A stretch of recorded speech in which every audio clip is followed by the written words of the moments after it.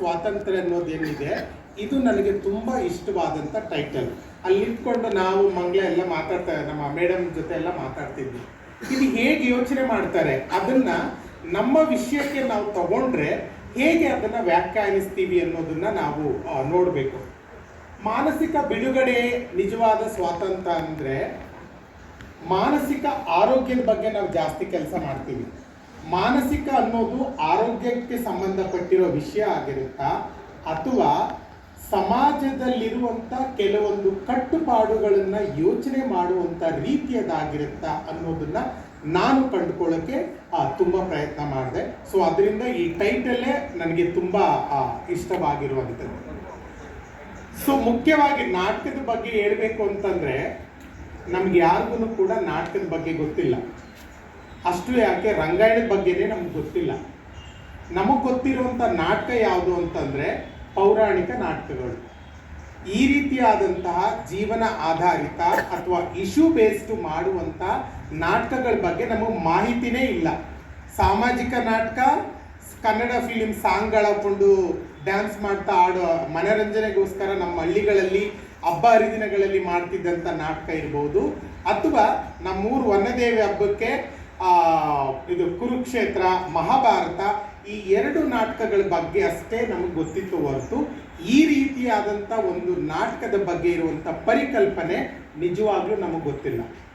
ಸ್ನೇಹಿತರೆ, ನಾಟಕಕ್ಕೆ ನಾನು ಪಾದಾರ್ಪಣೆ ಮಾಡಬೇಕು ಅಂತ ಎಷ್ಟು ಕಷ್ಟಪಟ್ಟಿದ್ದೀನಿ ಅಂತ ನನಗೆ ಮಾತ್ರ ಗೊತ್ತು. ಯಾಕೆ ಅಂತಂದರೆ ನಮ್ಮ ಭಾವನೆಯನ್ನು ಅಭಿವ್ಯಕ್ತಿ ಪಡಿಸ್ಲಿಕ್ಕೆ ನನಗೆ ಸಿಕ್ಕಿರುವಂಥ ಅವಕಾಶ ನಾಟಕ ಮಾತ್ರ. ಆ ನಾಟಕಕ್ಕೆ ಅವಕಾಶಗಳನ್ನೇ ಕೊಡ್ತಾ ಇರಲಿಲ್ಲ. ಯಾಕೆ ಅಂತಂದರೆ ನಮ್ಮ ನಡವಳಿಕೆಯ ಆಧಾರದ ಮೇಲೆ. ನಮ್ಮ ಊರಿನಲ್ಲಿ ಮಹಾಭಾರತ ನಾಟಕ ಆಡ್ತಾರೆ. ಮಹಾಭಾರತ ನಾಟಕ ಮಾಡುವಾಗ ನಂತರದವಳು ಇನ್ನೊಬ್ಳಿದ್ಲು. ನನ್ನ ಹೆಸರು ಮಲ್ಲಿಕಾರ್ಜುನ ಸ್ವಾಮಿ ಅಂತ, ಅವಳ ಹೆಸರು ಅಶೋಕ್ ಕುಮಾರ್ ಅಂತ. ನಮ್ಮನ್ನು ಅವಾಗಲೇ ನಾವು ಜೆಂಡರ್ಗಿಂತ ಮೇಲೆ ಒಂದು ಕೈ ಯೋಚನೆ ಮಾಡೋಕ್ಕೆ ಶುರು ಮಾಡಿದ್ವಿ. ಹೆಸರಲ್ಲೂ ಕೂಡ ಮೇಲ್ ಹೆಸರಿರಬಾರ್ದು. ಮಲ್ಲಿಕಾರ್ಜುನ ಅನ್ನೋ ನನ್ನ ಹೆಸರನ್ನ ಮಾಧವಿ, ಅಶೋಕ್ ಕುಮಾರ್ ಅನ್ನೋ ಅವಳ ಹೆಸರನ್ನ ಅನುರಾಧ ಅಂತ ಇಟ್ಕೊಂಡಿದ್ವಿ. ಯಾಕೆ ಅಂತಂದರೆ ನಮಗೆ ಆ ಹೆಸರಿನಲ್ಲೇ ಒಂದು ಆನಂದ. ನಾಟಕ ಶುರುವಾಯಿತು ನಮ್ಮೂರಲ್ಲಿ ಹಬ್ಬಕ್ಕೆ. ನಾಟಕ ಶುರುವಾದಾಗ ಎಷ್ಟು ಶಾಪ ಹಾಕಿದ್ದೀವಿ ಅಂತಂದರೆ ಅಲ್ಲಿ ಹೆಣ್ಮಕ್ಳು ಡ್ಯಾನ್ಸಿಗೆ ಬರ್ತಾರೆ. ಯಾರಾದರೂ ಮಂಡ್ಯ ಕಡೆಯವರು ಇದ್ದರೆ ಗೊತ್ತಿರ್ಬೋದೇನೋ, ರಾಧಾ ಶಾಂತ ಅಂತ ಇದ್ರು ಡ್ಯಾನ್ಸರು. ಗೊತ್ತಾ ಯಾರಿಗಾದ್ರು? ಪೋಸ್ಟರ್ನಲ್ಲಿ ಆಗ್ತಿದ್ದು ರಾಧಾ ಶಾಂತಳ ನಾಟ್ಯವನ್ನು ನೋಡಲು ಮರೆಯದಿರಿ, ಮರೆತು ನಿರಾಶರಾಗದಿರಿ ಅಂತ. ನಾಟಕ ಹತ್ರ ಬಂದ ತಕ್ಷಣ ನಾನು ನನ್ನ ಫ್ರೆಂಡ್ ಇಬ್ರು ಶಾಪ ಹಾಕ್ತಿದ್ವಿ, ಅವ್ರಿಗೆ ಬೇದಿ ಆಗಬೇಕು. ರಾಜನರ್ತಕಿಯರು ಅವರು ಒಂದು ರೋಲ್ ಕೂಡ ಮಾಡ್ತಿರ್ತಾರೆ. ಯಾಕೆ ಬೇದಿ ಆಗಬೇಕು ಅಂತಂದರೆ ಅವ್ರಿಗೆ ಲೂಸ್ ಮೋಷನ್ ಆದರೆ ನಾಟಕ ನಿಲ್ಲಿಸಲ್ಲ. ನಮ್ಮೂರವರು ಅವರಿಬ್ಬರು ಸಂಘರ್ನ ಕರ್ಕೊಂಡು ಬನ್ನಿ, ಇವರಿಬ್ಬರನ್ನ ಹಾಕೊಂಡು ಡ್ಯಾನ್ಸ್ ಮಾಡಿಸೋಣ ಅಂತ ಕರೀತಾರೆ ಅನ್ನೋ ಆ ಥರ ಒಂದು ಯೋಚನೆ, ಒಂದು ಆಸೆ ನಮ್ಮನ್ನು ನಾವು ವ್ಯಕ್ತಪಡಿಸ್ಕೊಳ್ಳಿಕ್ಕೆ ಖಂಡಿತ ಅದಾಗಲಿಲ್ಲ. ಅವ್ರಿಗೆ ಲೂಸ್ ಮೋಷನ್ನು ಆಗಲಿಲ್ಲ, ನಾಟಕನೂ ನಿಲ್ಲಿಲ್ಲ, ನಾಟಕ ಹೋಗ್ತಾ ಇತ್ತು. ನಾವೇನು ಮಾಡ್ತಾ ಇದ್ವಿ ಅಂತಂದರೆ ದೂರದಲ್ಲಿ ಮೊದಲು ನಾವು ಕಣ್ಣಾಯಿಸ್ತಿದ್ದು ನಾಟಕದ ಎರಡು ಕಡೆ ಶಾಕುಂತಲೆ ಚಿತ್ರ ಇರುತ್ತೆ. ಹೀಗೆ ನೋಡಿದ್ದೀರಾ, ಕನ್ನಡಿ ಇಟ್ಕೊಂಡು ನಿಂತಿರ್ತಾಳೆ, ಅದನ್ನು ಫಸ್ಟ್ ನೋಡ್ತೀನಿ, ಯಾವ ಭಂಗಿನಲ್ಲಿ ನಿಂತಿದ್ದಾಳೆ ಅವಳು ಅಂತ ಹೇಳಿ. ಆ ಥರ ನಮ್ಮ ಫೋಟೋ ಯಾವಾಗ ಬರುತ್ತೆ, ನಾವು ಯಾವಾಗ ಹಂಗೆ ನಿಂತ್ಕೊಳ್ಳೋದು. ಅವಳು ಸೊಂಟ ಹಿಂಗಿದೆಯಲ್ಲ, ಐಬ್ರೋ ಹಂಗಿದೆಯಲ್ಲ, ಅವಳು ಜಡೆನಲ್ಲಿ ಎಷ್ಟು ಚೆನ್ನಾಗಿ ಹಾಕ್ಕೊಂಡಿದ್ದಾಳಲ್ಲ, ಆ ಫೋಟೋ ನೋಡಿ ಆ ಥರ ಆಗಬೇಕು ಅಂತ. ದರ್ಬಾರ್ ಸೀನ್ ಬಂದಾಗ ಏನಾಗ್ತಿತ್ತು ಅಂತಂದರೆ ತಮಾಷೆ ಅಲ್ಲ, ನಿಜ. ಇದು ಬಿಟ್ಟರೆ ಬೇರೆ ವೇದಿಕೆ ಸಿಗೋದಿಲ್ಲ ನಮಗೆ ಮಾತಾಡಲಿಕ್ಕೆ. ಅವ್ರು ಡ್ಯಾನ್ಸ್ ಮಾಡುವಾಗ ಮಿನಿ ಲೈಟ್ ಹಾಕ್ತಾರೆ, ನೀವು ಫೋಕಸ್ ಲೈಟು. ಅವ್ರು ಏನು ಡ್ಯಾನ್ಸ್ ಮಾಡಲ್ಲ, ಸುಮ್ಮನೆ ನಿಂತ್ಕೊಂಡು ಹಿಂಗೆ ಕೈ ಅಲ್ಲಾಡ್ತಿದ್ರೆ ಅದು ಲೈಟ್ ಗನ್ ಕಾಣುತ್ತೆ. ಚೆನ್ನಾಗಿ ಮಾಡ್ತಿಲ್ಲ ಕಣಯ್ಯ ಅಮ್ಮ ಡ್ಯಾನ್ಸು. ನಾನಿದ್ರೆ ಆ ಸ್ಥಳದಲ್ಲಿ ಹೆಂಗಿರ್ತಿತ್ತು, ಹೆಂಗೆ ಕುಣಿತಿದ್ದೆ, ಜಿಂಕೆ ಥರ ಆಡ್ತಿದ್ದೆ, ಹಿಂಗೆ ಆಡ್ತಿದ್ದೆ, ಹಂಗೆ ಆಡ್ತಿದ್ದೆ ಅಂತ. ಎಲ್ಲಿ ಡ್ಯಾನ್ಸ್ ಮಾಡ್ತಿದ್ವಿ ಅಂತಂದರೆ ತೆರೆಯ ಹಿಂದೆ ನಾಟಕದ ಸೀನ್ರಿ ಇದೆಯಲ್ಲ, ಅದರಿಂದ ಎಷ್ಟೋ ದೂರದಲ್ಲಿ ಒಂದು ಮೈದಾನದಲ್ಲಿ, ಫೀಲ್ಡಲ್ಲಿ ಅದೇ ಹಾಡಿಗೆ ನಾವೆಲ್ಲರೂ ಸಾಂಗಿಗೆ ಡ್ಯಾನ್ಸ್ ಆಡ್ತಿದ್ವಿ, ನಾನು ನನ್ನ ಫ್ರೆಂಡು. ಇದು ನಮಗೆ ಸಿಕ್ಕಿದಂಥ ಅವಕಾಶಗಳು. ಇನ್ನೊಂದು ಸರಿ ನಮ್ಮೂರಲ್ಲಿ ಇನ್ನೊಂದು ನಾಟಕ ಶುರು ಮಾಡಿದ್ರು. ಆ ನಾಟಕಕ್ಕೆ ಆಡಿಷನ್ ಮಾಡ್ತಾ ಇದ್ರು. ನಾವಿಬ್ರು ಹೋಗಿ ನಿಂತ್ಕೊಂಡ್ವಿ, ಕಡೆಯಲ್ಲಿ ನಿಂತ್ಕೊಂಡಿದ್ವಿ. ಗಂಡಸರೆಲ್ಲ ಬಂದಾಗ ದುರ್ಯೋಧನ, ದುಶ್ಯಾಸನ, ಧರ್ಮರಾಯ ಇವ್ರಿಗೆಲ್ಲ ಪಾತ್ರಗಳನ್ನ ಕೊಟ್ಟರು. ಲಾಸ್ಟಲ್ಲಿ ಯಾರಪ್ಪ ಅದು ನಿಂತಿರೋದು ಅಂತಂದ್ರು. ಸರ್ ನಮ್ಮೂರಲ್ಲಿ ಇಬ್ರು ಇದ್ದಾರೆ ಸರ್, ಅವರಿಬ್ರು ಸರ್ ಇವ್ರು ಹಾಕೊಂಡ್ರೆ ನೋಡಿ ನಾಟಕ ಅಷ್ಟು ಚೆನ್ನಾಗಿರುತ್ತೆ ಸರ್ ಅಂತಿದ್ರು.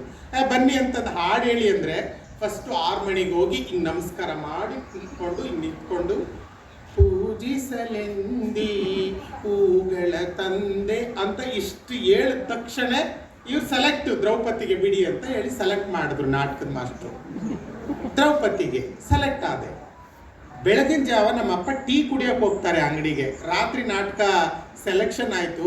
ಬೆಳಗ್ಗೆ ನಮ್ಮಪ್ಪ 5 ಗಂಟೆಗೆ ಟೀ ಕುಡಿದಿಟ್ಟಿಗೆ ಯಾರೋ ಫಿಟ್ಟಿಂಗ್ ಇಟ್ಬಿಟ್ಟಿದ್ದಾರೆ, ನಿನ್ನ ಮಗ ರಾತ್ರಿ ಬಂದು ನಲಿಯಕ್ಕೆ ಬಂದಿದ್ದ ಅಂತ. ನಮ್ಮಪ್ಪ ಬಂದರು, ನೀನು ಸೂತ್ರಧಾರಿಯಾಗಿ ಒಂದು ಪಾತ್ರ. ಸೂತ್ರಧಾರಿ ಏನು ಅಂದರೆ ನಾಟಕದ ಪ್ರಾರಂಭಿಕ ಹಂತದಲ್ಲಿ ಬಂದು ಎಲ್ಲರಿಗೂ ನಮಸ್ಕಾರ, ಯಾವ್ದಾರು ಭಾಷೆನಲ್ಲಿ ಲೋಪದೋಷಗಳಿದ್ರೆ ದಯವಿಟ್ಟು ಗ್ರಾಮಸ್ಥರು ಕ್ಷಮೆ ಕೊಡಬೇಕು ಅಂತ ಹೇಳ್ಬಿಟ್ಟು ಪರಿಚಯ ಮಾಡಿ ಹೋಗುವಂಥದ್ದು. ಆ ನಾಟಕನ ಮಾಡು, ನಿನಗೆ ದುಡ್ಡು ಕೊಡ್ತೀನಿ.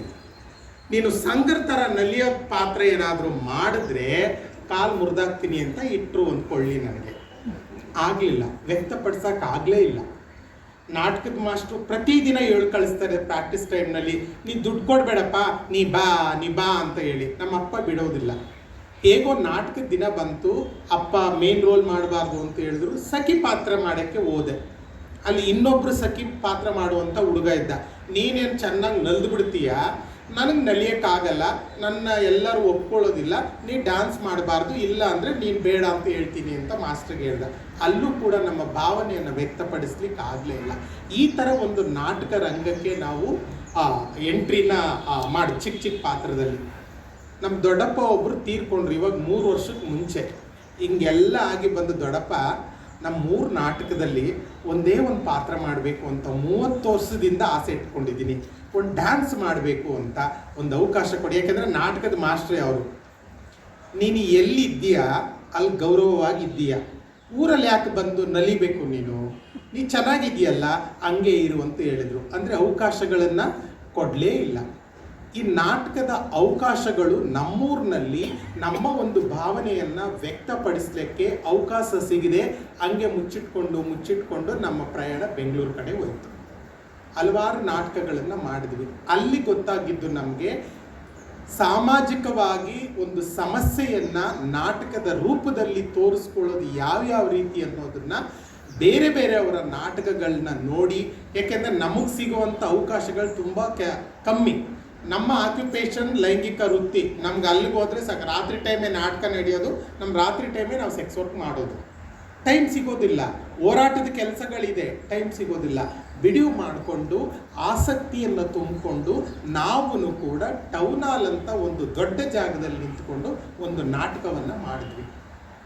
ಮಾಲತಿ ಸರೋಜ್ ಅನ್ನೋರು ತೀರ್ಕೊಂಡ್ರು ಪಾಪ. ಅವರು ಒಂದು ನಾಟಕವನ್ನು ನಿರ್ದೇಶನ ಮಾಡಿದ್ರು. ವರ್ಲ್ಡ್ ಸೋಷಿಯಲ್ ಫಾರ್ಮ್ ಅಂತ ಹೇಳಿ 2003-04 ಮುಂಬೈನಲ್ಲಿ ನಡೀತು. ಪ್ರಪಂಚದಲ್ಲಿರುವಂಥ ಅಷ್ಟೂ ಜನ ಸೋಷಿಯಲ್ ವರ್ಕ್ ಕೆಲಸ ಮಾಡುವಂಥ ಎಲ್ಲ ದೇಶದ ಜನಗಳು ಒಟ್ಟಾಗಿ ಸೇರಿ ಮಾಡುವಂಥ ಒಂದು ಸಮಾವೇಶ. ಅಲ್ಲಿ ನಮ್ಮ ನಾಟಕವನ್ನು ನಾವು ಮಾಡಿದ್ವಿ. ಟೌನ್ ಹಾಲ್ನಲ್ಲಿ ಮಾಡಿದ್ವಿ. ನಮ್ಮ ಆಸೆಗಳು ಅಲ್ಲಿಗೆ ನಿಂತ್ಕೊಳ್ತು. ನಾವು ಅಷ್ಟು ಸೀರಿಯಸ್ ಆಗಿ ತಗೊಳ್ಳಿಲ್ಲ. 2021 ಅನ್ನುವಾಗ ನನಗೆ ಒಂದು ಕಾನ್ಸೆಪ್ಟ್ ಬಂತು. ನಮ್ಮ ಪ್ರೀವಿಯಸ್ ಜೆಂಡರ್ನ ಇಟ್ಕೊಂಡು ನಾನು ಯಾಕೆ ಫೋಟೋ ಶೂಟ್ ಮಾಡ್ಬೋದು ಅಂತ ಹೇಳಿ ಫೋಟೋ ಶೂಟ್ ಮಾಡಿಸಿ ನಮ್ಮ 25 ವರ್ಷಗಳ ಒಡನಾಟ ಇರುವಂತಹ ಸಮುದಾಯದವ್ರನ್ನ ಇಟ್ಕೊಂಡು ನಾನು ಆ ಪ್ರಾಜೆಕ್ಟನ್ನು ಶುರು ಮಾಡಿದೆ. ಎಲ್ಲರೂ ಕೂಡ 55 ವರ್ಷ ದಾಟಿರುವಂಥ ಮಹಿಳೆಯರೇ ನನ್ನ ಜೊತೆ ಇದ್ದಿದ್ದು. 12 ಜನ, 25 ಜನನ ಸೆಲೆಕ್ಟ್ ಮಾಡಿದೆ. ತುಂಬ ಜನ ಹೆಸರಿರೋರು ಕೂಡ ನಾನು ಸೆಲೆಕ್ಟ್ ಮಾಡಿಕೊಂಡೆ.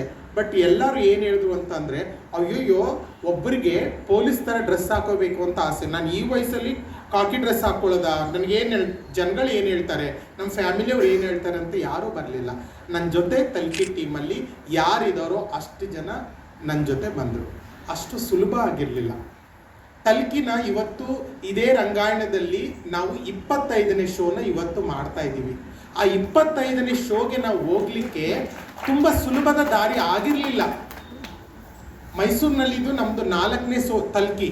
ಸುಲಭದ ದಾರಿ ಆಗಿರಲೇ ಇಲ್ಲ. ಯಾಕೆ ಅಂತಂದರೆ ನಮ್ಮವ್ರಿಗೆ ಆ ನಾಟಕದ ಕಾನ್ಸೆಪ್ಟನ್ನ ಅವರ ಮೈಂಡಲ್ಲಿ ಯೋಚನೆ ಮಾಡೋ ಥರ ತರೋದಿದೆಯಲ್ಲ, ಅದು ತುಂಬ ಕಷ್ಟಕರವಾದಂಥ ಕೆಲಸ. ಯಾಕೆ ಅಂದರೆ ನಾವೆಲ್ಲರೂ ಆರ್ಟಿಸ್ಟೇ.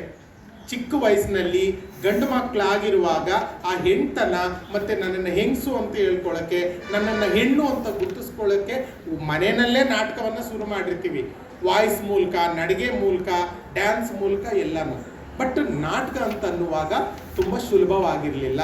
ಅವರ ಕೆಲಸಗಳನ್ನು ಬಿಟ್ಟು ಬರುವಂಥದ್ದು ಸುಲಭ ಆಗಿರಲಿಲ್ಲ. ಪ್ರತಿಯೊಬ್ಬರಿಗೂ ಡೈಲಾಗು, ಕೆಲವೊಮ್ಮೆ ವಿದ್ಯಾಭ್ಯಾಸ ಅನ್ನೋದು ತುಂಬ ಮುಖ್ಯ ಆಗಿರುತ್ತೆ. ಆದರೆ ನಮ್ಮ ಟೀಮ್ನಲ್ಲಿರೋರಿಗೆ ಕೆಲವೊಬ್ಬರಿಗೆ ವಿದ್ಯಾಭ್ಯಾಸನೇ ಇಲ್ಲ. ಅವ್ರಿಗೆ ಹೆಂಗೆ ಹೇಳ್ಕೊಡೋದು? ನಾವು ಯಾರೋ ಪ್ರೊಫೆಷನ್ ಥಿಯೇಟರ್ ಆರ್ಟಿಸ್ಟ್ ಅಲ್ಲ. ಅದನ್ನು ಹೆಂಗೆ ಚಾಲೆಂಜಿಂಗ್ ಆಗಿ ತಗೊಂಡು ನಮಗೆ ನಾವು ಹೆಂಗೆ ಅಳವಡಿಸ್ಕೊಳ್ಳೋದು, ಇದೆಲ್ಲನೂ ಕೂಡ ಚಾಲೆಂಜಿಂಗ್ ಆಗಿತ್ತು. ರಿಹರ್ಸಲ್, ಸ್ಕ್ರಿಪ್ಟು, ಡೈರೆಕ್ಟರು, ಲೈಟು, ಹೆಂಗೆ ನಿಂತ್ಕೋಬೇಕು, ಮೇಕಪ್ಪು, ನಮ್ಮ ಡ್ರೆಸ್ಸು, ಇದೆಲ್ಲವನ್ನು ಕೂಡ ನಾವು ಅರ್ಥ ಮಾಡಿಕೊಂಡು, ಒಂದು ಕ್ಯಾರೆಕ್ಟರ್ನ ಅರ್ಥ ಮಾಡಿಕೊಂಡು ಇವತ್ತು ನಾವು ಇಲ್ಲಿ ನಿಂತ್ಕೊಂಡಿದ್ದೀವಿ. ಸರಿಯಾದ ಟೈಮ್ಗೆ ನಮ್ಮ ಜನ ಬರೋದಿಲ್ಲ. ಜನಗಳು ಹೇಗೆ ರಿಸೀವ್ ಮಾಡ್ತಾರೆ ನಮ್ಮ ನಾಟಕ ಅನ್ನೋ ಒಂದು ಭಯನೂ ಕೂಡ. ಅದರೊಟ್ಟಿಗೆ ಒಂದು ಧೈರ್ಯವನ್ನು ತುಂಬಬೇಕು.